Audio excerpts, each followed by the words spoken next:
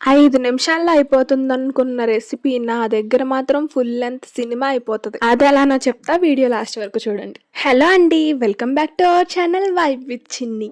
ఈ రోజు వీడియోలో నేను చాలా రోజుల నుంచి నా విష్ లిస్ట్లో ఉన్న easy and tasty breakfast recipe egg parotta prepare చేయబోతున్నా. నిజంగా చెప్పాలంటే ఈ రెసిపీని చాలాసార్లు వీడియోస్లో చూసి ఇది ఒకసారి నేను కూడా ట్రై చేయాలి అని అనుకున్నా, కానీ ఇప్పటికి టైం కుదిరిందనమాట. అసలు నాకు కుకింగ్ స్టార్ట్ చేసిన రోజులు గుర్తొస్తే ఇప్పటికీ నవ్వొస్తుంది.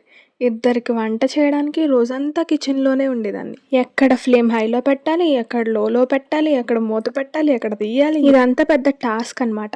అదీ కాక చపాతీ అంటేనే భయమేసేది నాకు. చపాతీ చేయడం అంటే పెద్ద ప్రాసెస్. పిండి కలపాలి, చపాతీ వత్తాలి, ఫ్రై చెయ్యాలి, మళ్ళీ దానికి సైడ్ డిష్లో ఏదో ఒకటి కర్రీ ప్రిపేర్ చేయాలి. అదీ కాక మా చుట్టూ అంతా నార్త్ సైడ్ వాళ్ళే ఉండేవాళ్ళు.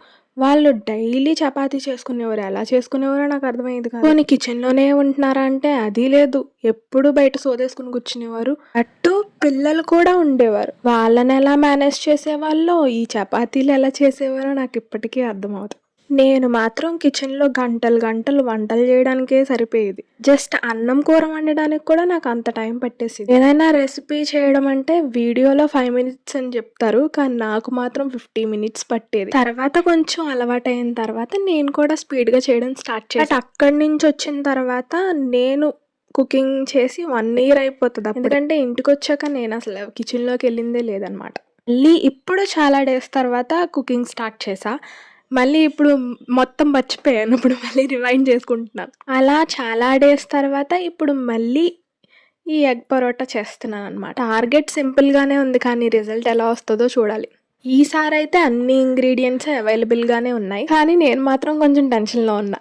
ఎందుకంటే రెసిపీ స్టార్ట్ అయ్యే వరకు మనం చెఫ్లా ఫీల్ అవుతాం, కానీ రిజల్ట్ వచ్చాకే కదా ఒరిజినాలిటీ స్టోరీ బయటకు వచ్చేది. ఈ ఎగ్ పరోటా చేస్తున్న ప్రాసెస్లో కొన్ని ఫన్నీ మూమెంట్స్, కొన్ని స్మాల్ మిస్టేక్స్, కొన్ని అయ్యో మూమెంట్స్ కూడా జరిగాయి. కానీ అవే కదా మెయిన్. అవన్నీ లేకపోతే మన కుకింగ్ ఎలా కంప్లీట్ అవుతుంది? మరి ఫైనల్గా నా ఎగ్ పరోటా ఎలా వచ్చింది? హోటల్ స్టైల్ అయిందా, లేకపోతే మళ్ళీ నా స్టైల్లో ఏదైనా కొత్త వర్షన్ క్రియేట్ చేసేనా? అది తెలియాలంటే వీడియో లాస్ట్ వరకు కంప్లీట్గా చూసేయండి. వీడియో నచ్చితే లైక్ చేయండి, మీ ఫ్రెండ్స్ అండ్ ఫ్యామిలీకి షేర్ చేయండి. ఛానల్కి కొత్త వాళ్ళైతే సబ్స్క్రైబ్ చేయడం మాత్రం మర్చిపోకండి. సరే అండి, ఇంకా ఎక్కువ మాట్లాడకుండా మన ఎగ్ పరోటా అడ్వెంచర్ స్టార్ట్ చేసేద్దాం. ఫస్ట్ అయితే దీనికి సైడ్ డిష్గా నేను పొటాటో కర్రీ ప్రిపేర్ చేస్తాను. ఎన్ని రకాల కర్రీస్ ఉన్నా, నాన్ వెజ్ ఉన్నా సరే, నాకు పొటాటో కర్రీ అంటే చాలా, అది నా ఫేవరెట్ కర్రీ అనమాట. మీ ఫేవరెట్ కర్రీ ఏంటో కమెంట్ చేయడం మాత్రం మర్చిపోకండి. అండ్ ఈ పరోటా చేయడమే పెద్ద ప్రాసెస్ అంటే మళ్ళీ దీనికి కర్రీకి ఎక్కువ టైం స్పెండ్ చేయడం ఎందుకులే వేస్ట్ అని కుక్కర్లో పడేసా. అది 3 whistles అయితే అదే కంప్లీట్ అయిపోతుంది. ఈ లోపు అయితే పిండి నేను ఫస్టే కలిపేసి ఒక 30 minutes నానబెట్టి అలా ఉంచాను పక్కన. ఇప్పుడైతే అవి ఉండలుగా తీసుకుని రౌండ్స్గా చేసుకుని పక్కన పెడదాం. ఇవి చేయడం ఎలా ఉన్నా నాకైతే మాత్రం భలే షేప్స్ వస్తాయి. రౌండ్ షేప్స్ తప్ప అన్ని షేప్స్ వస్తాయి అన్నమాట. అయినా ఏ షేప్ అయితే ఏముంది, ఏదైనా పొట్టలోకి వెళ్ళేదే కదా. అన్ని ముక్కలు చేసుకునే కదా తింటాం. ఏ షేప్ అయితే ఏమైంది, రౌండ్గా చేసుకుని రౌండ్గానే పొట్టలో అయితే వేసుకోము కదా. సో అలా ఆ షేప్ వచ్చింది, ఈ షేప్ వచ్చింది అని మాత్రం అనుకోకండి. ఫస్ట్ అయితే ఇవి ఒత్తుకొని ఒకసారి, తర్వాత వీటిని కట్ చేసి మళ్ళీ ఫోల్డ్ చేసి మళ్ళీ వత్తాలి. నేను ఎలా కట్ చేయాలో మర్చిపోయాను. రకరకాలుగా కట్ చేసి రకరకాలుగా ఒత్తి ఏదో ఒక షేప్ అయితే వచ్చింది. మరీ గట్టిగా ఒత్తేస్తే అది పొరలుగా రాదనమాట. సో పైన ఒత్తి చేయాలి. అన్ని రకాల వయ్యారాలు పోయి అంత కష్టపడి చేసి దీంట్లో నేను ఒక దరిద్ర పని చేశాను. అదేంటో మీకు తర్వాత అర్థమవుతుంది. చూసారా ఎంత కాన్ఫిడెన్సో? అంత కాన్ఫిడెన్స్గా చేసి మొత్తం అన్నీ చేసేసి ఒక ప్లేట్లో వేసి పెట్టేసా. ఇప్పుడైతే ఇవి ఎగ్లో ముంచి డిప్ చేసి దాన్ని ఫ్రై చేయాలి. ఇప్పుడు ఎంత కాన్ఫిడెన్స్కి నాకు ఫ్యూజ్ ఎగిరిపోయింది. తర్వాత ఫస్ట్ అయితే ఎగ్స్ అన్నీ బీట్ చేసుకుని ఒక బౌల్లో వేసుకుని బాగా ఉప్పు కారం మిక్స్ చేసి బాగా బీట్ చేయాలి. ఈ గిన్నెలో వేయడం చూస్తే మా అమ్మ నన్ను ఎగరేస్తానుద్ది. నిజంగా ఎంత కొంపు వస్తుందో ఎగ్. ఇప్పుడైతే ఎగ్స్ రెడీ, పరోటాస్ కూడా రెడీ. ఇంకా ఫ్రై చేయటమే లేట్.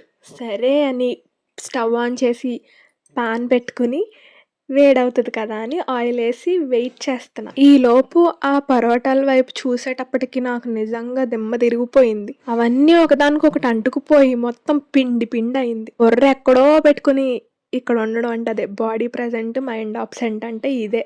ఇప్పటికీ అర్థం కావట్లే అంత పొరలేని పని నేను ఎలా చేశాను. అంత కష్టపడి చేశాక ఆల్మోస్ట్ నాకు ఏడుపొచ్చేసింది. ఆల్మోస్ట్ ఏడ్చేసాను కూడా.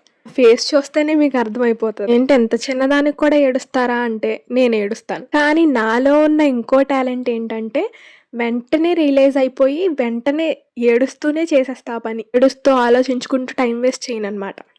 నా ఏడుపేదో నేను ఏడుస్తూ మళ్ళీ రౌండ్స్ చేసుకుంటూ అవన్నీ చేసుకుంటుంటే ఈలోపు మా డాడీ వచ్చి ఎలా నవ్వుతున్నాడో చూడండి. అంటుకుపోయినాయి మొత్తం. గుండు మీద కారం చల్లడం అంటే ఇదే కదా. మొగుడు కొట్టాడని కాదు తోటికోడలు నవ్విందని ఏడ్చినట్టు నేను ఇలా తెంగర పనులు చేసినందుకు నా బాధ కాదు. నన్ను చూసి ఎవరైనా నవ్వితే నాకు ఏడుపు వచ్చేస్తుంది అనమాట. అలాగా ఇంకా నా మొహం చూడలేక మా అమ్మ వచ్చి అవన్నీ మళ్ళీ రౌండ్స్ చేసినవన్నీ చేసి ఇచ్చింది. అప్పుడు ఫ్రై చేసుకోవడానికి తీసుకున్నా. ఇప్పుడైతే ఇవి ఇందాక బీట్ చేసుకున్న ఎగ్స్లో మొత్తం డిప్ చేసి ఆయిల్ వేసుకొని పాన్ మీద ఫ్రై చేసుకోవాలి. ఫ్రై చేస్తున్నప్పుడు చూసారా ఎలా పొంగుతున్నాయో, భలే సాటిస్ఫైయింగ్గా ఉంటుంది కదా ఇలా పొంగితే.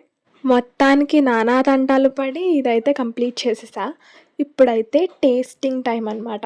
ఏడిస్తే ఏడ్చాను కానీ టేస్ట్ మాత్రం అదిరిపోయింది. మా ఊర్లో వర్షాలు రానా మానా అని సచ్చి పడినా కానీ క్లైమేట్ అయితే చల్లగానే ఉంటుంది.